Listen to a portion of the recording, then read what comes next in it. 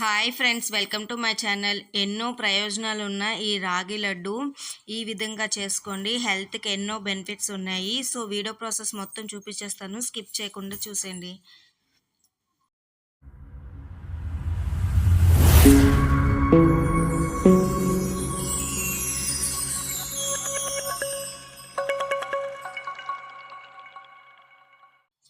ముందుగా అయితే ఒక కప్ మెజర్ చేసుకుంటున్నాను. సో నేను ఆ కప్ తోటైతే పల్లీలు ఉంటాయి కదండి, ఈ పల్లీలు అయితే ఫ్రై చేసుకుంటున్నాను.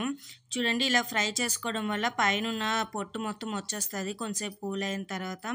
సో ఈ విధంగా ఫ్రై చేసుకున్న తర్వాత నేను ఈ ప్లేట్లోకి తీసుకొని పక్కన పెడుతున్నాను. ఈ లోపు ఇవి చల్లగా అవుతాయి అన్నమాట. అప్పుడు అదే సేమ్ కప్పుతో ఒక కప్పు బాదం కూడా తీసుకున్నాను.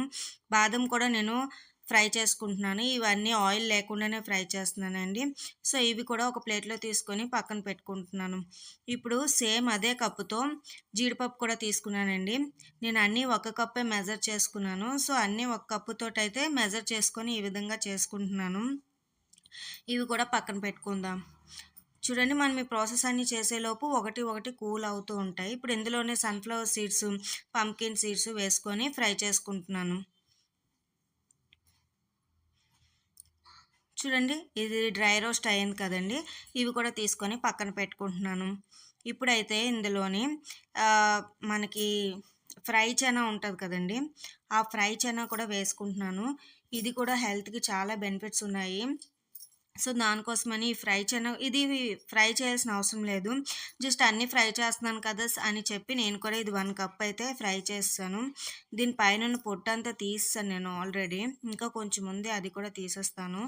ఇప్పుడైతే ఒక కప్పుతో మెజర్ చేసుకున్నాను కదండి, ఆ కప్తో ఒక 2 కప్పులు రాగిపిండి అయితే వేసుకొని పచ్చివాసన పోయినంత వరకు ఫ్రై చేసుకుంటానండి. ఈ విధంగా ఫ్రై చేసుకోవడం వల్ల తిన్నప్పుడు మనకి పచ్చిపిండి తింటున్నామన్న ఫీల్ ఉండదు. సో దానికోసం నేనైతే ఫ్రై చేస్తున్నాను. చూసుకోలేండి, పచ్చివాసన పోయిందా లేదా అని చూసుకొని స్టవ్ ఆఫ్ చేసుకొని పక్కన పెట్టేసుకోవాలి.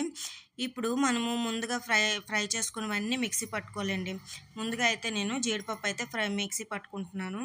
ఇలా మిక్సీ పట్టుకుంది మనం రాగి పిండి ఫ్రై చేసుకున్నాం కదండి, అందులో వేసేసుకోవడమే. ఇలాగే బాదం కూడా సేమ్ అన్నీ కూడా ఒకదాని తర్వాత ఒకటి వేసుకొని మిక్సీ పట్టుకుంటున్నాను. ఎందుకంటే ఈ ప్రాసెస్ అన్నీ అయ్యేలోపు అవన్నీ చల్లగా అయిపోయాయి అనమాట. సో చల్లగా అయిపోయిన తర్వాత వేడిగా ఉన్నప్పుడు మిక్సీ పట్టుకుంటే ముద్దలాగా వస్తుంది, బాగా రాదు.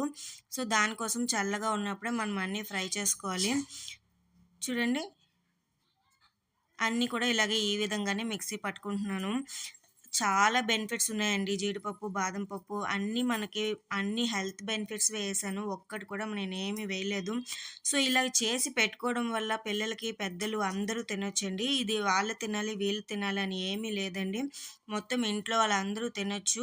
చాలా హెల్త్ బెనిఫిట్స్ అయితే ఉన్నాయి. ఇది ఒక్కటి తిన్నా మనకి హెల్త్ ఇష్యూస్ అన్నీ తగ్గుతూ ఉంటుంది. బ్యాక్ బోన్ ఇవన్నీ తగ్గుతూ ఉంటాయి. ఈ నేను నువ్వులు వేయలేదు, ఎందుకంటే నువ్వులు ఆ టైంలో ఈ టైంలో తినకూడదు అంటారు. సో దానికోసం నువ్వులు వేయలేదు. మీరు నువ్వులు కూడా వేసుకున్న అది కూడా ఇంకా హెల్త్కి కూడా ప్రోటీన్ అండి. సో మీరు ఇవన్నీ వేసుకొని మిక్సీ పట్టుకున్న తర్వాత ఇవన్నీ కలుపుకోవాలండి, బాగా కలుపుకోవాలి. అప్పుడే మనకి ఆ పిండిలో అన్నీ కలుస్తాయి. దీనికి తగినంత పంచదార కూడా వేసుకోవాలి. నేనైతే పంచదార వేసుకోలేదు, పటికినైతే మిక్సీ పట్టుకొని వేసుకున్నాను. పంచదార మళ్ళీ హెల్త్ మంచిది కాదు అంటారు కదా, సో దానికోసం నేను పటికినైతే వేసుకున్నాను. లేకపోతే మీరు బెల్లం కూడా వేసుకోవచ్చు. ఆల్రెడీ నేను బెల్లంది కూడా పెట్టాను, ఆ వీడియో కూడా చూడండి. ఇప్పుడైతే 1 కేజీ నెయ్యి అయితే నేను వేడి చేస్తున్నానండి. నెయ్యి చూడండి ఎంత బాగుంది కదా, ఫ్రెష్గా ఉంది. మనము ఇంట్లో చేసుకున్నాం కాబట్టి అప్పటికప్పుడు ఫ్రెష్ నెయ్యి తీసుకున్నాం అనుకోండి, కొంచెం ఎక్కువ రోజులు ఇవి నిల్వ ఉంటాయి. మా ఇంట్లో అయితే నిల్వ ఉండవులేండి, అయిపోతూ ఉంటాయి. ఈ పిండి వంట అయితే నేను రెగ్యులర్గా చేస్తూనే ఉంటాను. మంత్ కూడా అవ్వదేమో, ఒక డబ్బాడైతే ఫిలప్ చేస్తాను. మా హస్బెండ్ అయితే దీన్ని ఎక్కువగా తింటారు. మేమైతే లైట్గా తింటాం, అంత ఎక్కువగా తినము. మా హస్బెండ్ అయితే రోజుకి 2, 3, 4 తినేస్తూ ఉంటారు. సో చూడండి, అతను కూడా నాకు హెల్ప్ అయితే చేస్తారు. చూడండి, ఈ విధంగా నేను ఇది ఇవన్నీ చేసేలోపు పిండి మొత్తం బాగా కలుపుతున్నారనమాట. అంటే మనము ఇవి వేసుకుని డ్రై ఫ్రూట్స్ అన్నీ బాగా కలిపేశారనమాట.